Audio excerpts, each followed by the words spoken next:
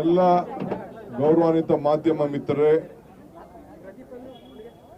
ನಮ್ಮೆಲ್ಲ ಮುಖ್ಯಮಂತ್ರಿಗಳು, ಮಂತ್ರಿಗಳು, ಶಾಸಕರು, ವಿಧಾನ ಪರಿಷತ್ ಸದಸ್ಯರು, ಸಂಸತ್ ಸದಸ್ಯರು, ಮಾಜಿ ಲೋಕಸಭಾ ಸದಸ್ಯರು, ರಾಜ್ಯಸಭಾ ಸದಸ್ಯರು, ವೀರಪ್ಪ ಮೊಯ್ಲಿಯವರು ಎಲ್ಲ ಕೂಡ ಈ ಧರಣಿಯಲ್ಲಿ ಪಾಲ್ಗೊಂಡಿದ್ದಾರೆ.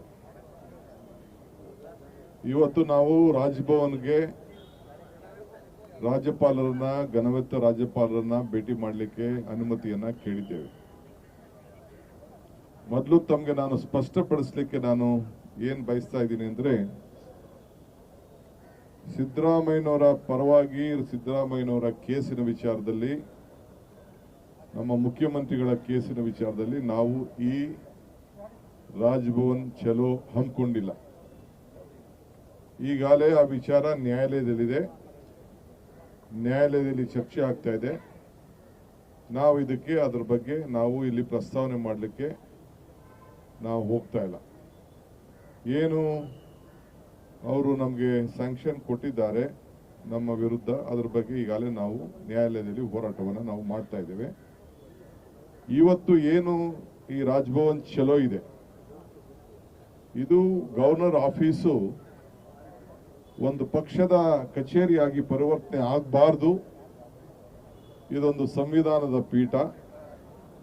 ಸಂವಿಧಾನ ಒಂದು ಎಲ್ಲರೂ ಕೂಡ ನ್ಯಾಯಬದ್ಧವಾಗಿ ನಡಿಬೇಕು ಅಂತ ಹೇಳಿ ಗವರ್ನರ್ ಸ್ಥಾನವನ್ನ, ಗವರ್ನರ್ ಕುರ್ಚಿಯನ್ನ, ಗವರ್ನರ್ ಕಚೇರಿಯನ್ನ ಸ್ಥಾಪನೆ ಮಾಡಿದೆ. ಅದರನ್ನ ತಾವು ಕಾಪಾಡಬೇಕು ಅನ್ನೋ ದೃಷ್ಟಿಯಿಂದ ಈ ಸಂದರ್ಭದಲ್ಲಿ ನಾವು ಡಿಮ್ಯಾಂಡ್ ಮಾಡಲಿಕ್ಕೆ ನಾವೆಲ್ಲ ಇಲ್ಲಿ ಸೇರಿದ್ದೇವೆ. ನಮಗೆ ಆಶ್ಚರ್ಯ ಏನಪ್ಪಾ ಅಂದ್ರೆ, ಇಡೀ ಪ್ರಜಾಪ್ರಭುತ್ವದ ವ್ಯವಸ್ಥೆಯಲ್ಲಿ ನಾವು ಕೂಡ ಬಹಳ ವರ್ಷದಿಂದ ನಾವೆಲ್ಲ ಕೆಲಸ ಮಾಡ್ತಾ ಇದ್ದೇವೆ. ಬಹಳ ಜನ 50 ವರ್ಷ, 40 ವರ್ಷ, 30 ವರ್ಷ ಎಲ್ಲ ಕೂಡ ಮಾಡ್ತಾ ಇದ್ದೇವೆ. ನಾವು ಎಲ್ಲ ಕೆಲಸ ಮಾಡ್ತಾ ಇದ್ದೇವೆ. ಇವತ್ತು ಮುಖ್ಯಮಂತ್ರಿಗಳ ವಿಚಾರದಲ್ಲಿ ಒಂದೇ ದಿನದಲ್ಲಿ ನಮಗೆ ನೋಟಿಸ್ ಅನ್ನ ಕೊಟ್ಟು, ಕಾನೂನು ಯಾವುದು ಎನ್ಕ್ವೈರಿ ಇನ್ವೆಸ್ಟಿಗೇಷನ್ ಇಲ್ಲದೆ ಪ್ರಾಸಿಕ್ಯೂಷನ್ಗೆ ಪರ್ಮಿಷನ್ ಕೊಟ್ಟದ್ದು ಕೂಡ ತಮ್ಗೆಲ್ಲರ ಜನರ ಮಂದಟ್ಟನ್ನು ಮಾಡಿಕೊಡ್ಲಿಕ್ಕೆ ಪ್ರಯತ್ನ ಮಾಡಿದ್ದೇವೆ. ತಾವು ಮಂದಟ್ ಆಗಿದ್ದೀರಿ.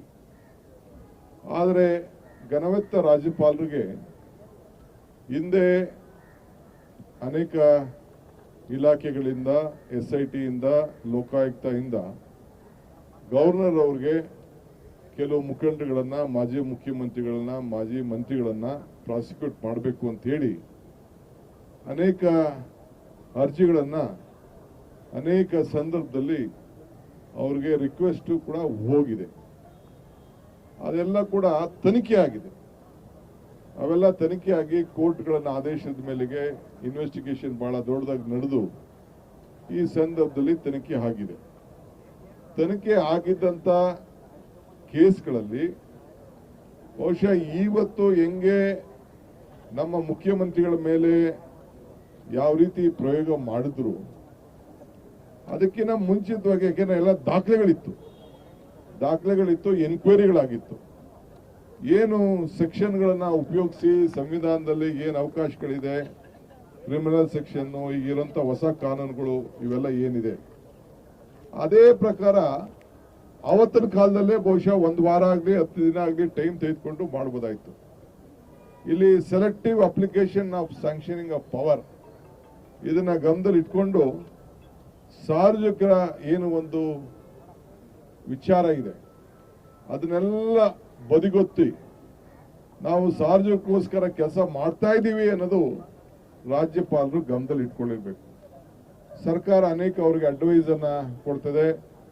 ಆ ವಿಚಾರದಲ್ಲೂ ಕೂಡ ಅವರು ಸರ್ಕಾರದ ಪ್ರತಿನಿಧಿಯಾಗಿ ಕೆಲಸ ಮಾಡಬೇಕೇ ಹೊರತು ಒಂದು ಪಕ್ಷದ ಪ್ರತಿನಿಧಿಯಾಗಿ ಕೆಲಸ ಮಾಡಬಾರ್ದು ಅನ್ನೋದು ನಮ್ಮೆಲ್ಲರ, ಇಡೀ ದೇಶದ ಜನತೆಯ ಆಶಯ. ಏಕೆಂದ್ರೆ ಅದು ಒಂದು ಸಂವಿಧಾನಬದ್ಧವಾಗಿ ನಿಮಗೆ ಸಿಕ್ಕಿರುವಂತ ಒಂದು ಅವಕಾಶ. ಈಗಾಗಲೇ ಕೇಂದ್ರ ಸರ್ಕಾರ ಮಂತ್ರಿಗಳಾಗಿದ್ದಂತ, ಮಾಜಿ ಮುಖ್ಯಮಂತ್ರಿ ಆಗಿದ್ದಂತ ಕುಮಾರಸ್ವಾಮಿ ಅವರ ಮೇಲೆ ಬಹಳ ಹಿಂದೆನೆ ಅವರು ಅರ್ಜಿಯನ್ನ ಇದನ್ನ ಕಳಿಸ್ಕೊಟ್ಟಿದ್ದಾರೆ. SIT ಅವರು ಕಳಿಸ್ಕೊಟ್ಟಿದ್ದಾರೆ, ಲೋಕಾಯುಕ್ತ ಅವರು ಕಳಿಸ್ಕೊಟ್ಟಿದ್ದಾರೆ. ಅದು ಇವತ್ತವರೆಗೂ ಕೂಡ ಅದು ಏನು ಎನ್ಕ್ವೈರಿ ಆಗಿ ಕಂಪ್ಲೀಟ್ ಇನ್ವೆಸ್ಟಿಗೇಷನ್ ಆಗಿ ತಲುಪಿಸಿದ್ದಾರೆ. ಯಾವುದು ಕೂಡ ಅದ್ರ ಬಗ್ಗೆ ಗಮನದಲ್ಲಿ ಇಟ್ಕೊಂಡಿಲ್ಲ. ಅದಲ್ಲದೆ ಮುರುಗೇಶ್ ನಿರಾಣಿ ಅವರು, ಸತೀಶ್ ಜೊಲ್ಲೆ ಅವರು, ಜನಾರ್ದನ್ ರೆಡ್ಡಿ ಅವರು, ಹೀಗೆ ಬಹಳ ಹಿಂದೆನೆ ಅವರು ಪ್ರಾಸಿಕ್ಯೂಟ್ ಮಾಡಬೇಕು ಅಂತೇಳಿ ಪರ್ಮಿಷನ್ ಕೇಳಿದ್ದಾರೆ. ಅದನ್ನೆಲ್ಲ ಒಂದ್ ಕಡೆ ಸೈಡ್ಗಿಟ್ಟು ಇದನ್ನ ನೀವು ತಾರತಮ್ಯವನ್ನ ಮಾಡಿ ಇವತ್ತು ನಮ್ಮ ಮೇಲೆ ಇವತ್ತು ಏನು ಹೊರಟಿದ್ದಾರೆ ಇದು ನ್ಯಾಯಬದ್ಧವಾಗಿಲ್ಲ. ನಿಮ್ಮ ರಾಜ್ಯಪಾಲರ ಏನು ಗೌರವ ಇದೆ ಅದಕ್ಕೆ ಗೌರವನ ಕೊಟ್ಟು ನೀವು ಈ ಸಂದರ್ಭದಲ್ಲಿ ಮೊದಲು ಇನ್ವೆಸ್ಟಿಗೇಷನ್ ಆಗಿರುವಂತ ಕೇಸ್ಗಳಿಗೆ ಈಗ ಯಾವ ರೀತಿ ತರಾತುರಿಯಿಂದ ನೀವು ಪ್ರಾಸಿಕ್ಯೂಷನ್ ಕೊಟ್ಟಿದ್ದೀರಿ ಕಾನೂನು ಬದ್ಧವಾಗಿ ನೀವು ಕೊಡಬೇಕು ಅಂತ ಹೇಳಿ ಒತ್ತಾಯ ಮಾಡಲಿಕ್ಕೆ ಇವತ್ತು ನಾವೆಲ್ಲ ಇವತ್ತು ಹೊರಟಿದ್ದೇವೆ. ಸೊ ಅದಕ್ಕೆ ಎಲ್ಲ ನಮ್ಮ ಶಾಸಕರು, ಮಾಜಿ ಶಾಸಕರುಗಳು, ವಿಧಾನ ಪರಿಷತ್ ಸದಸ್ಯರೆಲ್ಲ ಬಂದಿದ್ದಾರೆ. ನಾವು ಈಗೆಲ್ಲ ಹೋಗಿ ಗವರ್ನರ್ಗೂ ಟೈಮ್ ಕೊಟ್ಟಿದ್ದೇವೆ, ಗವರ್ನರ್ ಅವರು ಕೂಡ ಟೈಮ್ ಕೊಟ್ಟಿದ್ದಾರೆ.